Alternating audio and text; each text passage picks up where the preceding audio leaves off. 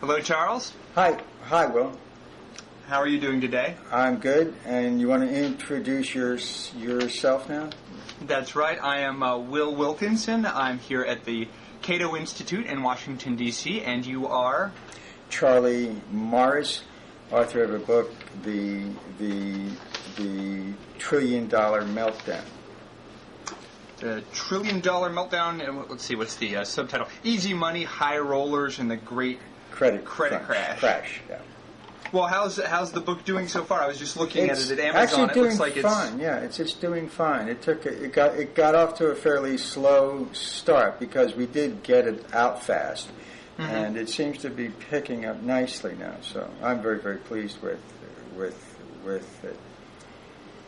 Right. Well, the $1 Trillion Meltdown is largely a story about how we got into the current financial crisis. Now, this is an area that I've had to do a little bit of opining on, but it's not really my specialization, and I've found it almost impenetrable, trying to get to the bottom of the story of what's going on.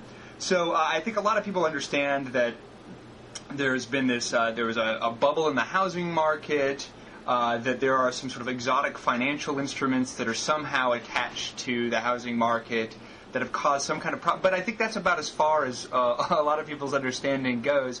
So do you want to walk us through about just what has happened recently, and then we can back up and... Okay, there are two basic things that limit how much banks can lend. The first is the cost of funds.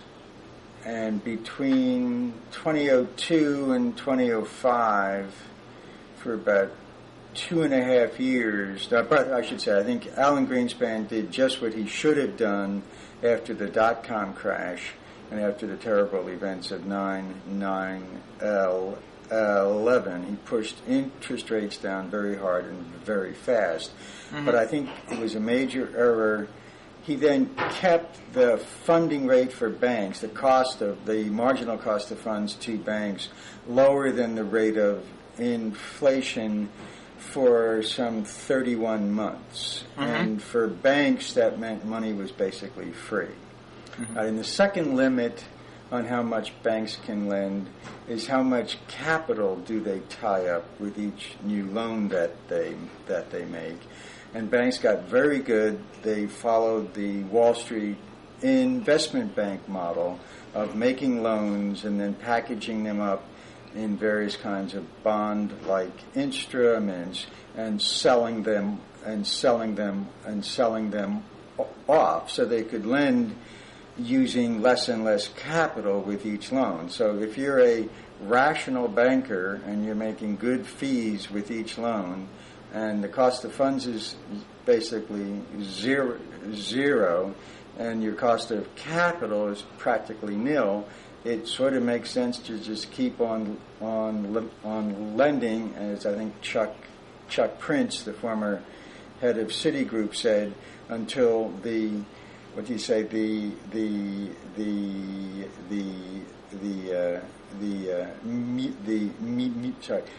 music stops. So the first half of the recipe is that there was very, very easy money for banks, so they could get funds for free. Right. That makes it so that the interest rates for consumers ends up being very, very low. Is that right? Right. Everything went down. Now, a second thing. Now, one of the consequences of this, which I think is really starting to bite hard now, is that between 2000 and 2007,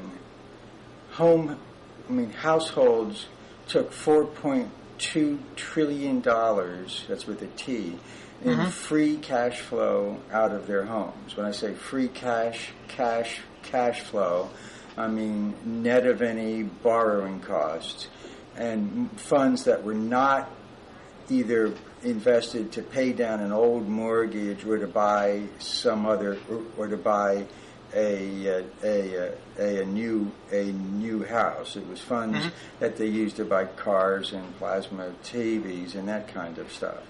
And for the 3 years between 2004 and 2006, the free cash flow from home equity amounted to more than 7% of personal disposable income.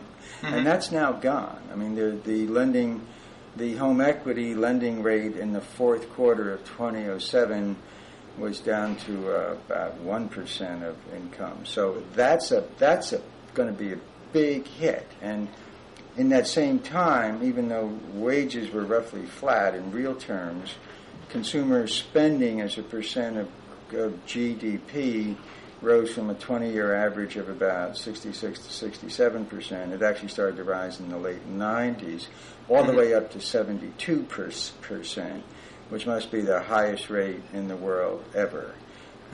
So that's really, I think, the total debacle that we're dealing with now. We went on this huge consumer spending spree, funded with very dicey mortgages, drove house prices up well out of reach of the average income. People were just betting they were always going to rise. A similar, smaller thing happened, so that the subprime and Alt-A mortgage fiasco sort of really started in 2004 and ran through 2004, 2005, 2006. Leveraged buyout loans got very scary, 12 times cash flow kinds of things, starting in 2005, and they ran through 2006 and early 2007. Commercial mortgages were the last, and they kind of had their own binge in 2006. So all the bad stuff was really done between 2004 and the end of first half of the end of 2006, the first half of 20. Hey, but there were good times while they lasted, weren't they? I'm sorry. I said there were good times while they lasted, weren't they? Yes, I guess. Yes. Yeah, I guess so. So let me see if I can repeat some of what you said, because I still find it a little bit hard to follow. So your point about consumer spending was that people were using their houses as collateral to take out loans that they were then spending on consumer goods, just stuff, and that was kind of that was creating a little bit of a spike in the economy. We're getting lots of consumer spending, so demand is up for all sorts of goods. So business is going to be good in many sectors of the economy. But you see that's dried up now because people don't have the same kind of sort of equity to milk. And now house prices are actually falling very rapidly now. Yes, so. And so a knock-on effect of that is not so there's the whole debacle going on with securities that are attached to the value of these houses and mortgages, but there's also this effect of consumer spending that's related to the value of people's houses. And, I think what people didn't, where I think Mr. Greenspan really failed to see, there's a good academic case that the Fed shouldn't try to manage asset prices. They should just manage consumer prices to try to, when they talk about inflation. What people somehow didn't make the link between rising asset prices in the form of homes and how rapidly that was converted into a consumer spending binge. And that had never happened before. So what's your explanation for why? So you said that Greenspan was right to push down interest rates, but he kept them too low for too long, which helped create the sort of housing bubble. Why do you think he didn't pull back and didn't raise interest rates before he did? Well, if you look at his history, I think Alan Greenspan was a great Fed chief who was in the job for too long. I think he's a great argument for like a 10-year term limit in any kind of important job. Yeah. And he had made his record. If you look back, I mean, the only time he really raised interest rates and caused a shock was in 1993, yeah, when there was and I read the Fed transcripts from those times, and they didn't have a sense that they were going to create as big a jolt as they did. If you recall, that's when the collateralized mortgage obligation first had a minor crash. But every other point, from the 1987 stock market crash to the 1991, 1992 recession to the dot-com thing, he had been wildly praised because he could move so fast and put a lot of money into the economy fast. And in 1987, Martin Mayer makes a good case for this. He did a really brilliant job of easing it back out before it triggered over into consumer price inflation. And I think he just wasn't tuned to see that after the 2002 recession was over, it was a fairly light and fairly short one. There were a lot of imbalances building up, and it was time to sort of pull things back. Instead, he kept feeding it to make sure, I guess, to make sure that the economy really recovered fast. So, but this is something that worries me in general. Like I feel like there's always a great deal of, it's easy to see. It seems easy to see what, say, the Fed should have done in retrospect. Of course. It's hard to put yourself in the position of a Fed chairman or the board of governors. And I mean, I think it's important to note to people that sometimes people personalize the Fed a little too much, and there's a whole sort of board that determines the interest rates. It's not just that one guy. I think that's a fair comment. I do think that, and I don't mean to dump on Alan Greenspan. I say I think he was a great Fed chief for a long time. Although he did let the world personify him as the Fed. I mean, he did like being, what did Bob Woodward call him? The maestro. The maestro. And the greatest. So he sort of let that happen to himself, I think. May I say one more thing, Will? Yeah, that of course. I think is interesting. That I didn't realize really until I was making a presentation of this. I think it's a fair thing to say. The instruments that are condemned as the source of most of our current problem are the so-called collateralized debt obligation, or a CDO. I think here's how they work. Yeah, I was wanting to ask you about that. The first one was invented by Larry Fink, who's now the head of BlackRock, one of the very best investment firms on Wall Street, in my judgment. And I did know Larry Fink at one time, and he's a very sound, solid guy. He was solving and he invented the first so-called collateralized mortgage obligation, it was called, for Freddie Mac in 1982. And the problem is that mortgage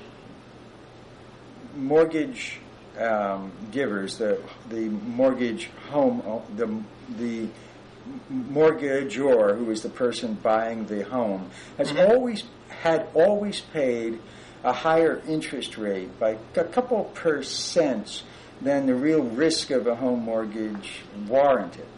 Yeah. And the part of the reason for that is that banks are not a good place to hold mortgages. A long-term mortgage I mean, the typical mortgage is a 25 or 30-year term instrument, and banks fund themselves over a much shorter term than that. Okay. So you need to find people like pension funds who like holding stuff for 25 or 30 years because that's the time horizons that they plan for. But pension funds like to invest, say, often 80 or 90% of their stuff in AAA rated stuff, and about 10% of things in risky, high yield, high risk kinds of things. And mortgages are kind of like a BAA kind of thing. They just fit in the middle. They weren't safe enough to fit the pension fund's AAA needs, and they didn't have the kind of yield that fit their risky venture needs. You're saying mortgages as an entire class, if you took them all together, they were a sort of mediocre... mediocre class for the long-term investment. And this is a huge sector of the economy. So what Larry did is he took like a 20,000, it was about, his first one I think was $1 billion of identical prime mortgages, all of them sourced in the same month. He put them into a trust, and then he funded the trust by selling 3 classes of bonds. There was a senior bond, which covered which was about 75% of the bonds sold, and that got first claim on all cash flows in the trust. There was a second tranche of about 15%. That was the mezz tranche that had a middle that got second claim on cash flows and paid a higher interest rate than the first one, and then the senior one did. And then there was the first loss tranche. And this was an absolutely brilliant conception. The pension funds loved the AAA, and it was really worth having a AAA because the default rate on mortgages was 1 or 2%, and they had 25% of the cash flow sitting under them. And they also liked to buy some of that first loss thing because you could pay such a low interest rate on the top tranche that there was lots of yield to make a very juicy bottom tranche. That instrument became the norm by about 1995. I mentioned they did have a crash. The market kind of went nuts in 91, 92. But after that, there's a good academic study showed that home owners saved $19 billion every single year on the lower interest rates just from the presence of the CMO. So this was a really good thing. Yeah, it was saving people a ton of money. Saving people a ton of money. It made housing. It made the housing market much more liquid than it ever had been. Then the same thing happened after 1995 in the commercial mortgage market with the commercial mortgage-backed security.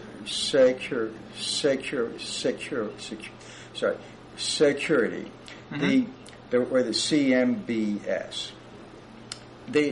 That market, when banks did most of the short-term lending in the real estate market, there was always a short boom and bust cycle because they would always start with a 75% maximum loan to value rule, and as competition got hot, they'd move to 80%, 85%, 95%, and then there'd be a market crash. When they were selling the senior tranche of the bonds to pension funds, they would have maybe $10 million office buildings in a bond. Pension fund consultants could look at that and say, and they could understand whether the loans were risky or not, and they the loan-to-value ratio at 75% for a long time, between 1995 and at least 2004. So they actually were a conservative force in that market and kept it very, very, very, or much more stable than it had ever been. Mm-hmm. So these are not bad things. Right. What happened in 2004, 2005, and 2006, mm-hmm. and the only interpretation I can put on this is that there were two things happening at the same time. First of all, world markets had gotten very comfortable with credit agency rated, highly rated mortgage-backed bonds coming from this country. They've been buying CMOs since the 1990s. They've been buying CMBS since the 1990s. So these were good things. Mm-hmm.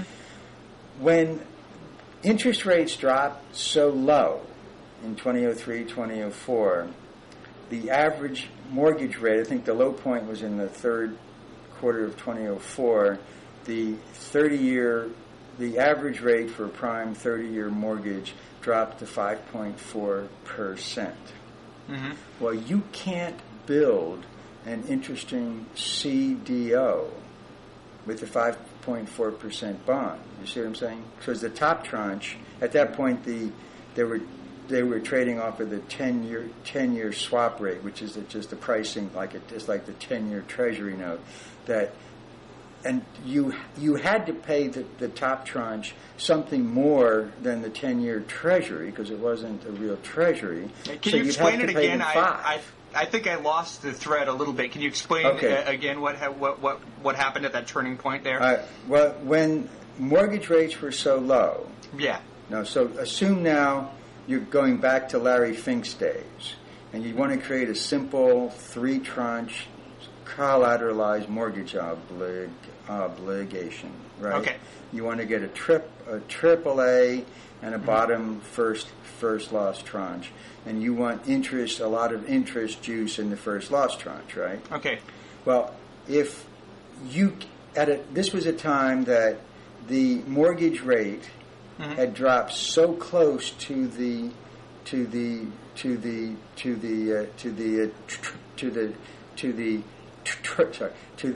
Treasury rate that you pretty much had to pay the full 5 point.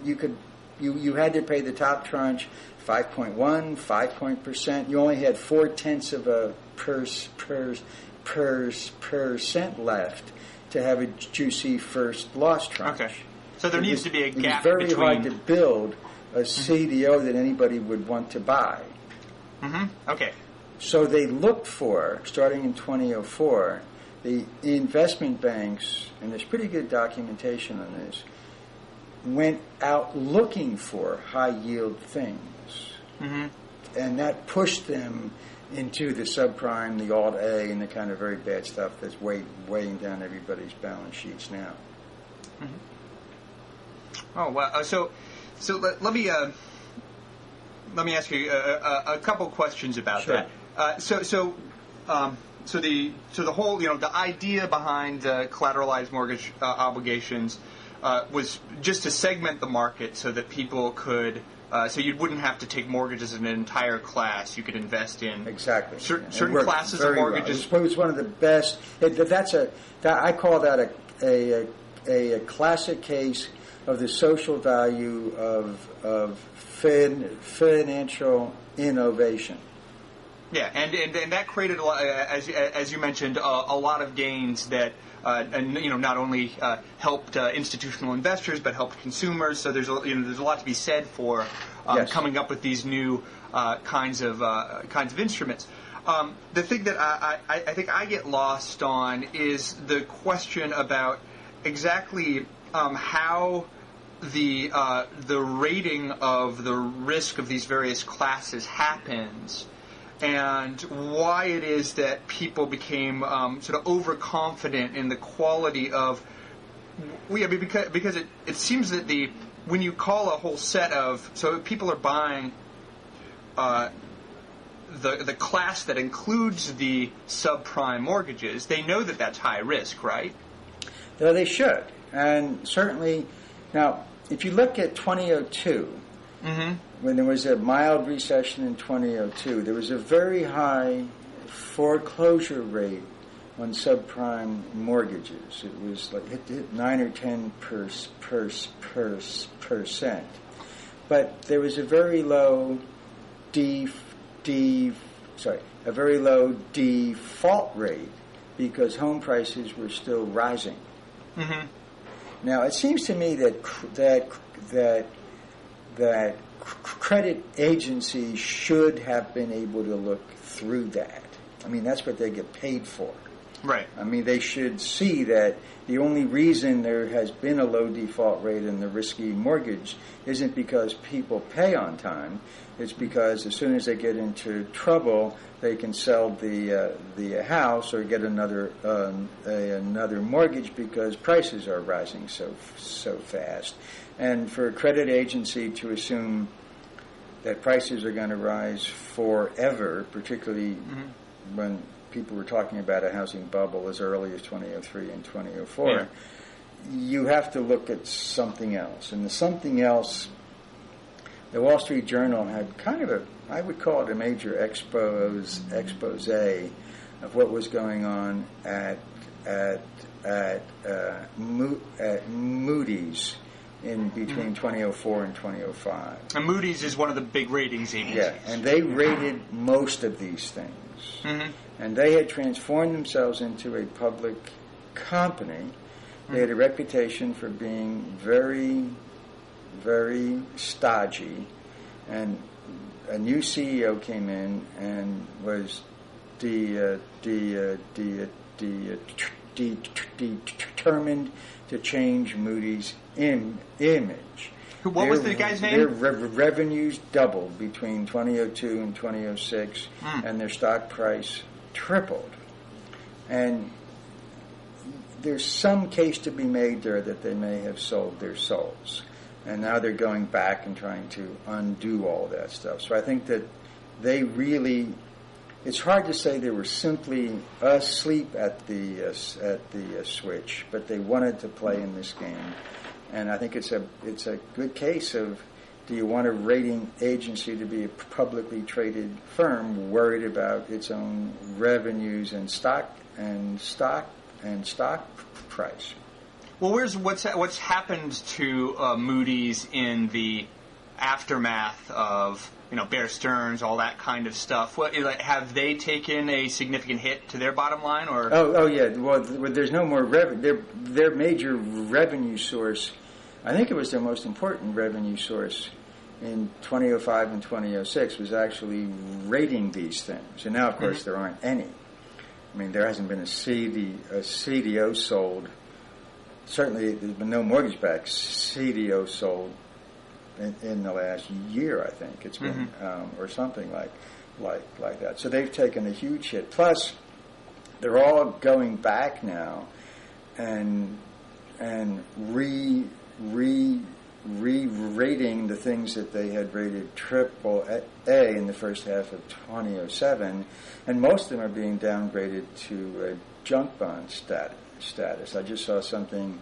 Standard & Poor's just said that all subprime A-rated tranches are likely to have a 0 recovery rate. They said that. That was in the Wall Street Journal today. So that's a huge admission of almost total incompetence, or right? Something like that. Yeah. I'm still kind of like don't have my head around exactly how that happened. So, what's the psychology there inside Moody's? Is it just that? I mean, because it is. Even for people like me who are big fans of the sort of self-regulating nature of markets, this has an element of shocking fragility to it. That if you have this single company who's responsible for rating these derivatives, and big institutional investors make their decisions about what they're going to buy based on these ratings. And so this act of sort of like anointing a class of investments as having a certain risk rating ramifies through the entire economy. Yeah, I think it's even... I think and the if they real get it cost wrong, that really bothers me is that, well, for 75 years, this country's had the reputation as the one safe place to invest. You can't predict the market's going to go up or down, but you can. It's the one place where you can be sure that there's honest accounting, where the books are clean, that people tell you everything that they know. And in the fall of last year, a school board in Finland bought it must have been in the summer. They bought a $10 million AAA rated mortgage-backed bond from this country, and in the fall they found it was worth 60 cents on the dollar. And that's the kind of thing that people told you why you shouldn't invest, in Malaysia in 1994, because you don't know what they're going to do. They're what they say. And I think the long-term cost of this, I mean, you can't quantify it, but I think it's going to be with us for a long time. Yeah, so I'm trying to kind of get a big picture in my head. So there's the whole thing that we've got up to now. It has to do with a confluence of events.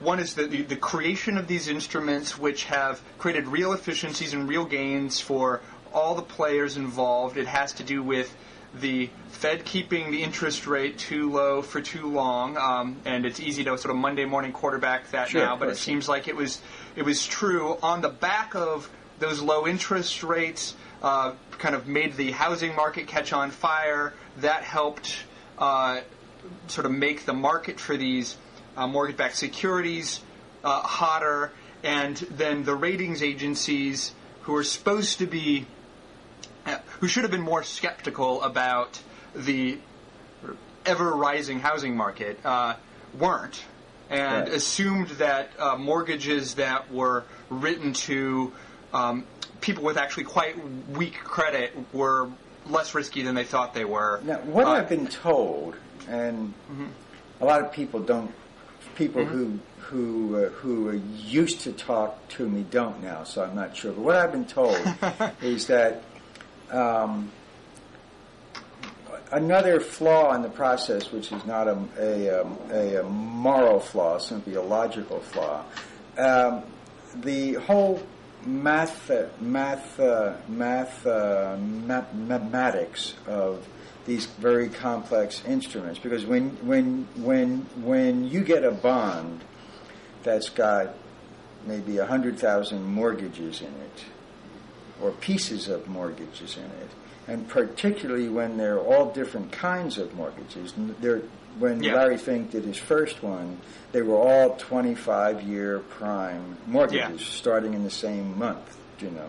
These now they had negative AMs, they had ARMs, resets, they had all different kinds of base rates and so forth.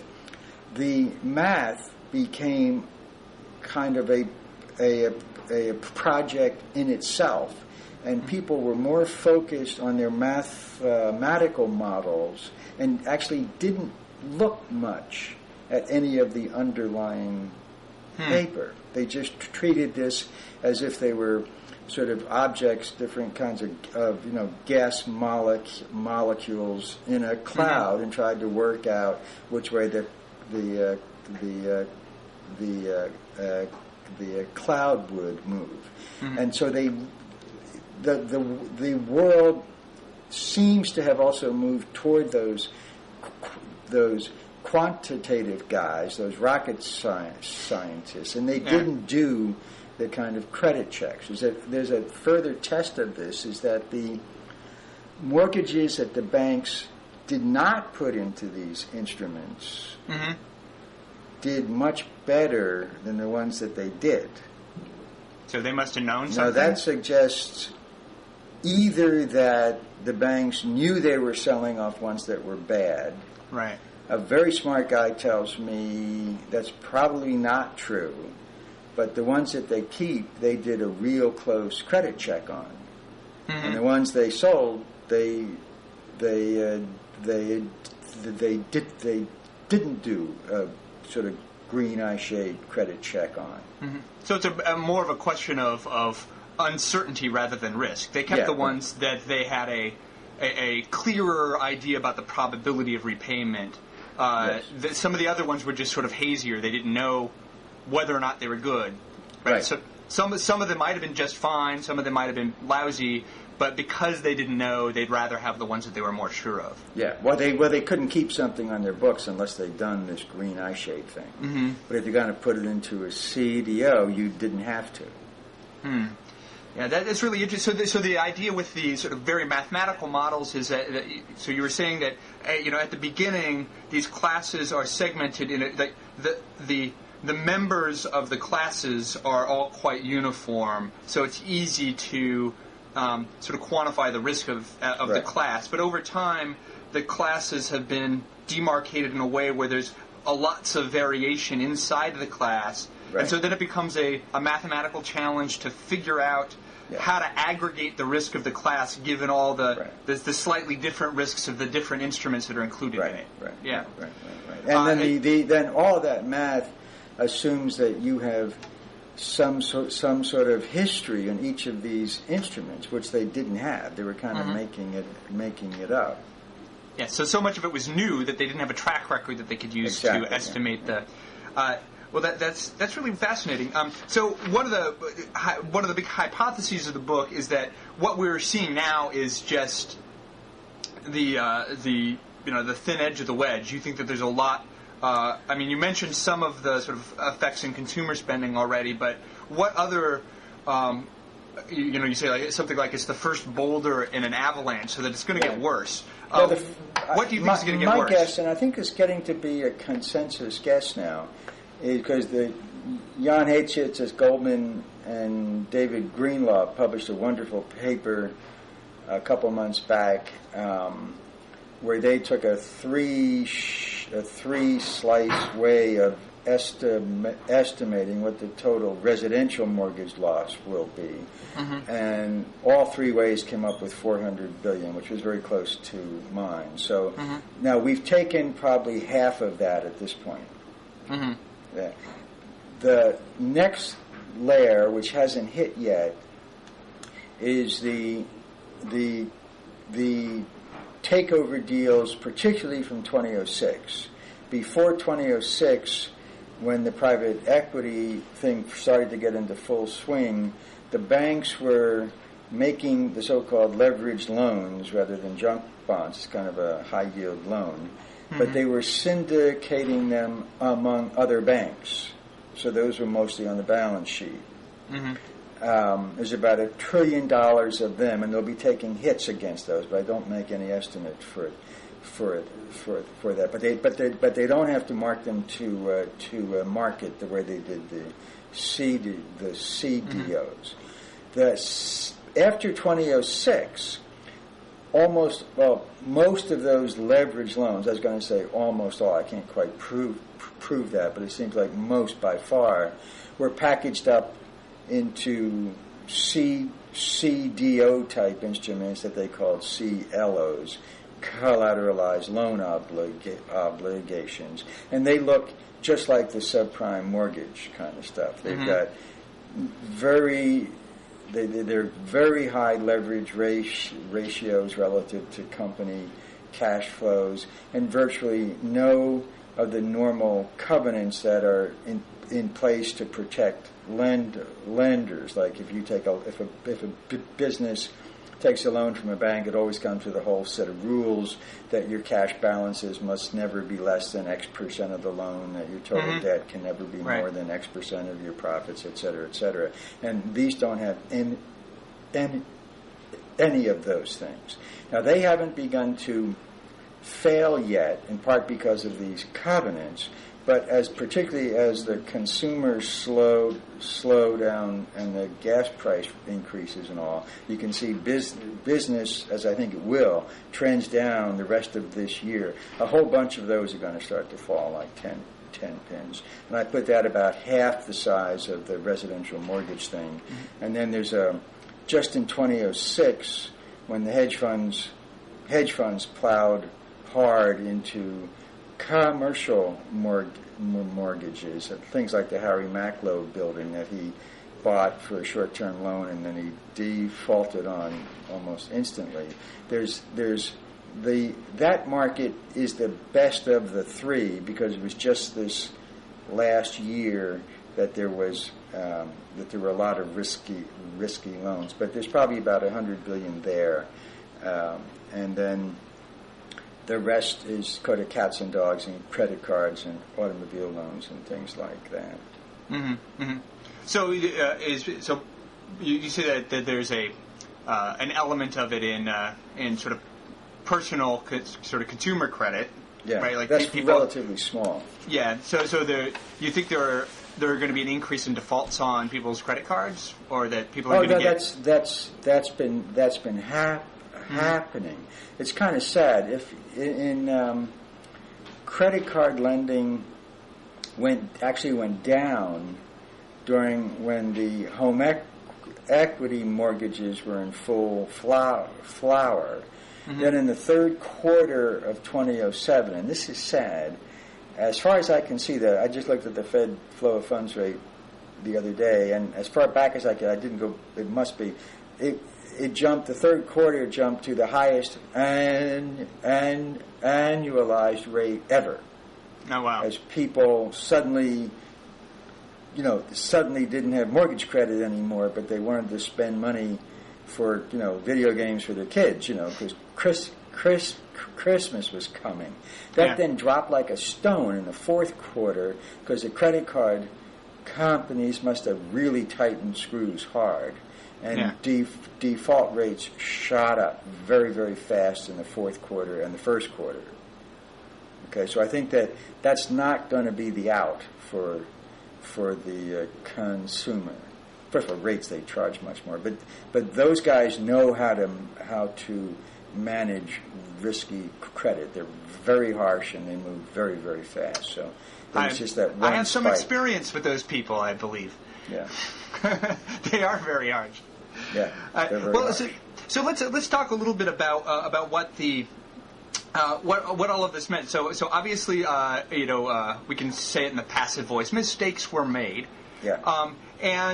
But now the economy is going to readjust, right? Everybody is aware of the problems of so loosely, rating the risks of these various instruments so cavalierly. It seems like probably that's not going to happen again in exactly the same way. Right. So what do you suppose?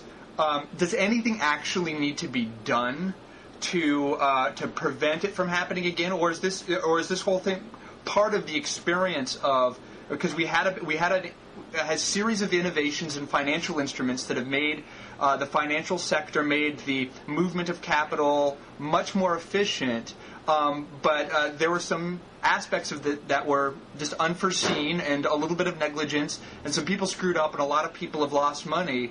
But is that just part of the learning process? Has the market now kind of corrected itself and we can go forward in the same way more securely, or is there something that needs to be done to make sure it doesn't happen again? Well, it's a complicated question. Let me try a couple different angles on it. First of all, there's a wonderful op-ed piece in the New York Times today written by three former chairmen of the SEC, Arthur Levitt, William Donaldson, and David Rudin, all of whom were there during various crises, from the 1987 stock market crash to the 1992 recession and the dot-com crash. What they say, and I completely think this is true, is it's not time to re-regulate now. Let's take our time and do the same kind of thing we did after the 1987 market crash, when a blue ribbon group took 6 months and really looked carefully at what had happened, and then think about whether and what kind of regulatory changes that we need. I mean, I don't think. I think, and Henry Paulson's a very smart man, but his sort of shuffling the deck chairs stuff looks to me like what we did on the Department of Homeland Security,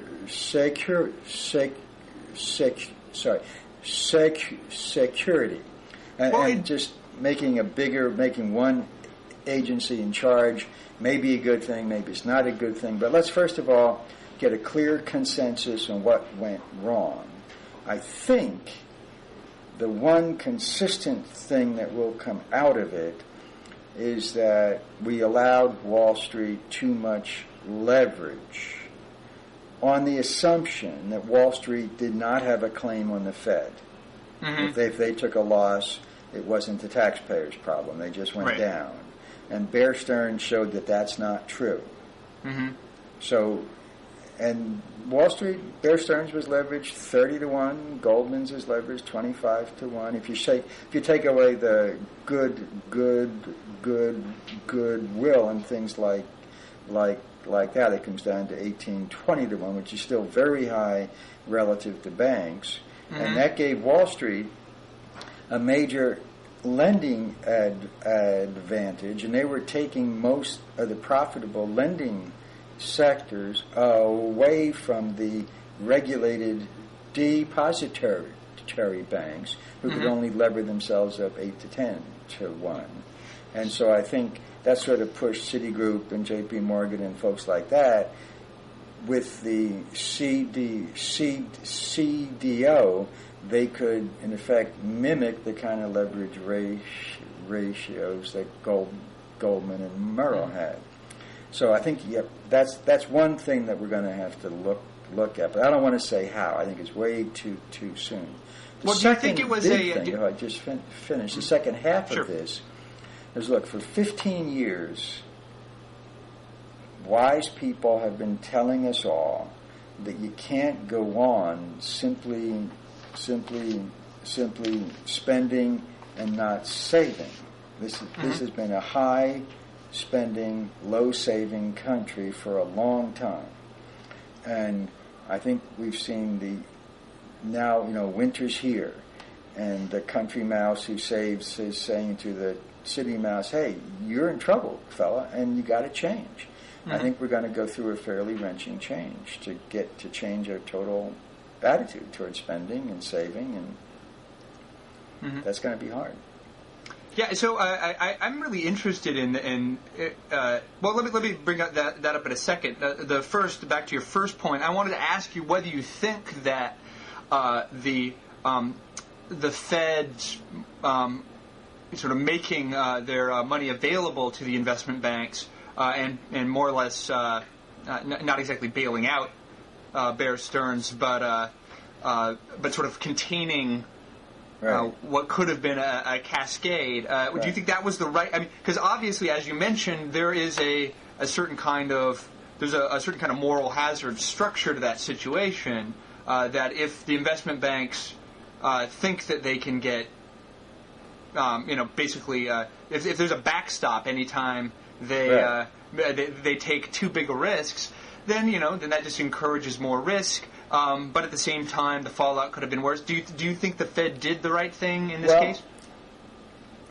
First of all, I think. First of all, what did the Fed worry about with Bear Stearns? Was it the failure of Bear Stearns? There's another kind of instrument that underlies all this, if I can complicate the conversation more. Oh, please. And that's the so-called credit default swap, which is a form of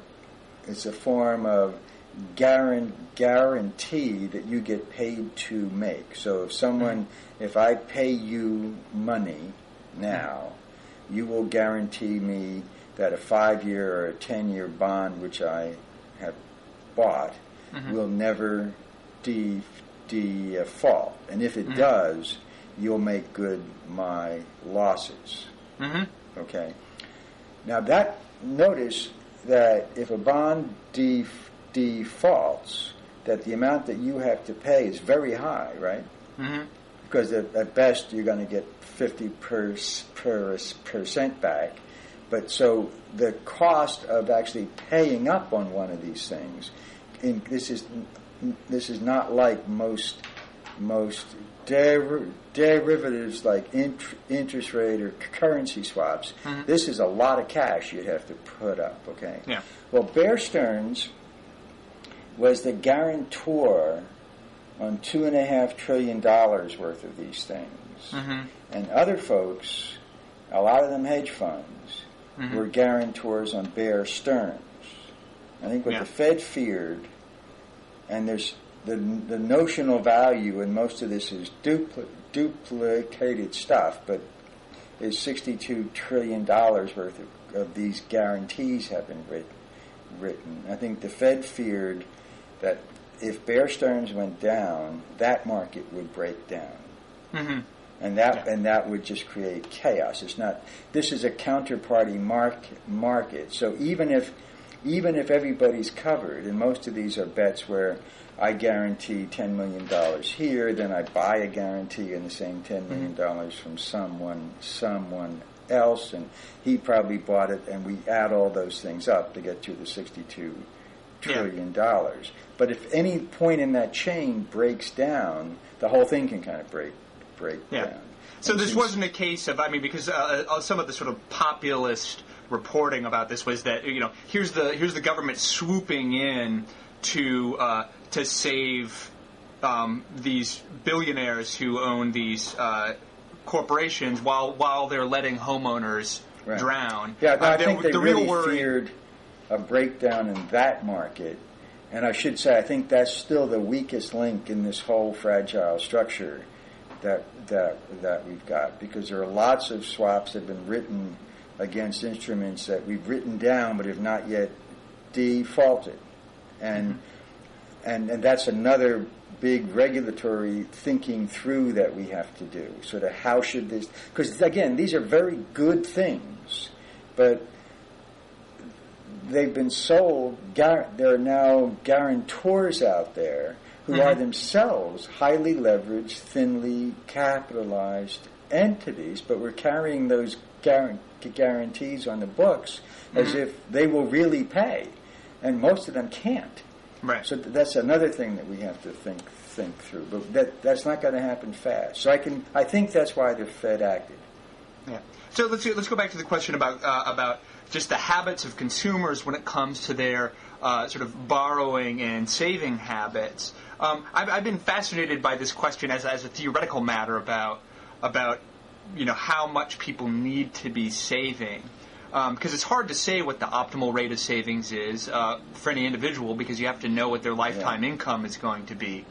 And so, so it's pretty clear that over the last 20, 30 years, consumer credit has become a lot more readily available. So it's easier for people who couldn't previously get credit to get it. And it seems like people have been using it. Yeah. Now the question is whether that change in behavior is irrational or not. Like whether people are just see that they have funds available now that they can spend through credit instruments, and they're just going hog wild, and they won't really have the income in the future to pay this back, or whether we've created a climate where people can do more optimal consumption smoothing, where they can use their future income to finance current consumption in a way that sort of optimizes their economic well-being over their lifetime. I'm not sure about that, and I'm not sure that people are saving too little. Well, let me stop here. Why don't we switch a little bit now? I'd like you to talk about that. You've done a lot of thinking about this. I've done some, but you've probably done more. So why don't you lay out your picture as best as you have it of what the true state of savings is, what's bad, what's good, Well, what we should be doing about it. You're way more of an expert than I am, but and I think the question actually is the right answer to the question depends on the class of people that you're talking about. And this has to, it's actually similar to the question of being able to sort of like segment up the market for other kinds of credit risks. Like, as you know, like the returns to a college education keep increasing relative to just a high school diploma. Now, people graduating college now do have an increased expectation of lifetime earnings over what somebody a generation ago with a college degree would have had. So you should expect to see people with a higher level of skill and education borrowing at a higher rate because they've got a rational expectation of a higher level of income throughout their lifetime. People who are, but the opposite might be the case for people with, say, just a high school education, where the real wages for that class is stagnant or decreasing. But at the same time, it seems like that credit has become more available to those people as well. That's probably a good thing in a lot of ways because poorer people struggle with liquidity a lot more than wealthier people, so it's good to have some credit available. But when your expectations of lifetime wages is actually going down, you might want to make sure that that class of people isn't over-borrowing because they can get themselves in a very bad situation in terms of, defaulting on credit cards and or spending too much of their money on rent-to-own furniture, taking quite exorbitant payday loans. So like at different points in the labor market, I think we ought to be seeing quite different savings behavior. My worry is that we make it hardest for the least well-off people to save because things like the Social Security payroll tax are more or less regressive. And those are the people who are least likely to actually collect from their Social Security benefits. Now, so Paul O'Neill makes the point that the Social Security payroll tax is regressive, but the overall system isn't in terms of the payouts. If you wrap the whole thing up over the lifetime expectation, it's still pretty progressive, isn't it? I actually think that you see different estimates of these. It's been a while since I was studying Social Security, but the last time I saw it is that the overall distributive pattern of the program was either neutral or slightly regressive. Is that? Oh, really? Okay. And that's partly because life expectancies are quite a bit higher among wealthier people. Sure. And so it's not just that the tax rate is higher as a percentage of income for poor people, but it's also that just wealthier people collect Social Security longer. So if you take all that into account. So I really am worried about savings habits, but and consumption habits. But I think it's wrong to think of it sort of homogeneously, and it actually raises really difficult questions about consumption norms and savings norms for different classes of the economy. And so I don't know the right. So I'd like to say I don't know the right answer to the question, and I actually suspect you're right that we would be better off with a higher savings rate, if only because of the benefit of having an increased amount of capital available in the economy for sort of productive uses other than consumption. But the other thing I'm concerned about now, of course, is that all of our capital comes from overseas. I mean, net.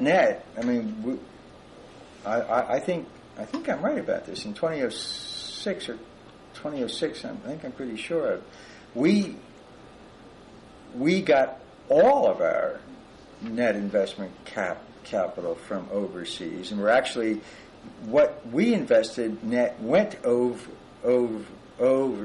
So we were sending our own investment net overseas, while all of our net cash flow was accounted for by the recirculation of funds from China and the Arab states, which is not I don't think that's a healthy. That's another reason I think we have to save, because that doesn't leave us master of our own house. I think that's going to start to become pretty evident now. Now, I do fault the current Fed, although I can imagine. I mean, Henry Paulson's 6'7" or something, and he played football. He was a tackle. I can imagine. Probably, if I were Fed chairman, I'd be doing just the same thing that Bernanke's been doing. And you're in the last year of a new administration. It's not the time. Last year of an old administration, obviously, and it's not the time to break new ground. But given what we've said about the savings pattern and consumption pattern and the sharp rise in consumerism, mostly funded with housing debt, the notion that the Fed's job is to lower rates and restart consumer spending and borrowing just seems to me to not make sense. Yeah, I think I agree with you. I agree with you there, and I think there's. I mean, I always tend to think that there's especially in economic commentary and financial commentary, that there's too much of an emphasis on consumer spending, not enough of an emphasis on production, right.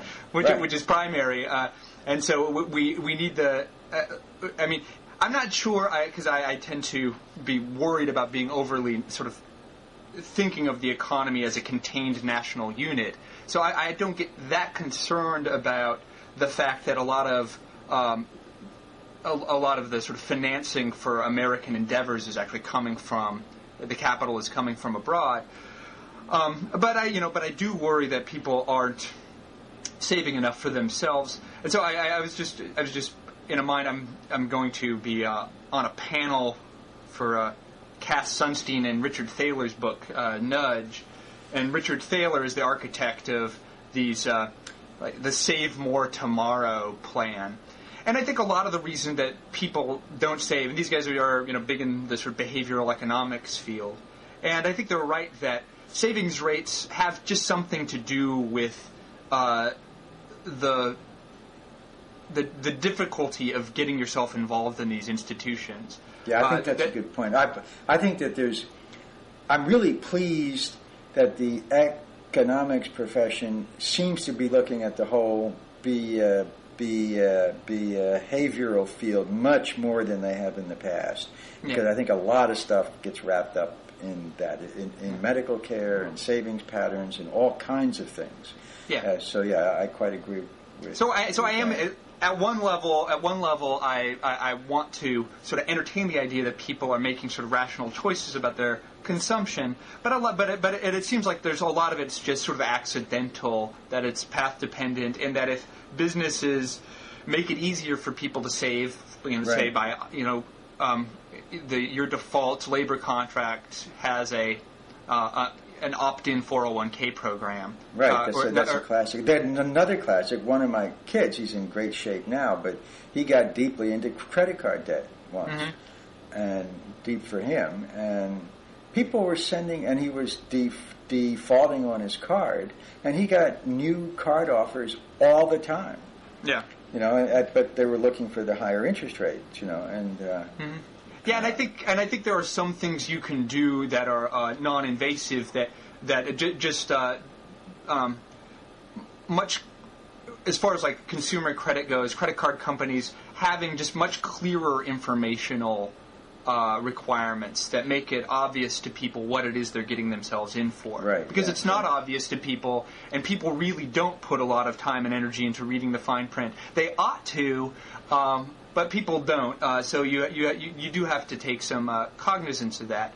So I think there are a number of very sort of tweaks to the system that don't really require anything extra that would help people to both save a little bit more and to get in a little bit less trouble with credit. I don't like the idea of coddling people too much, but if the reason that people are saving too little is just because they find the form confusing to fill out the first time, then if you just default them into the savings program and then they'd have to fill out a form to get out of it, that can do a lot by itself. That's good. Yeah. But well, I think we're actually running out of time, so I think we're running out of time. Well, I'd like to stay in touch.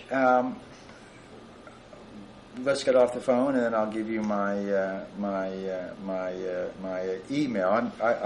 I enjoyed this. So I enjoyed it too, Charlie. The book is The $1 Trillion Meltdown: Easy Money, High Rollers, in the Great Credit Crash. Thanks a lot for coming on. It was a pleasure. Thank you.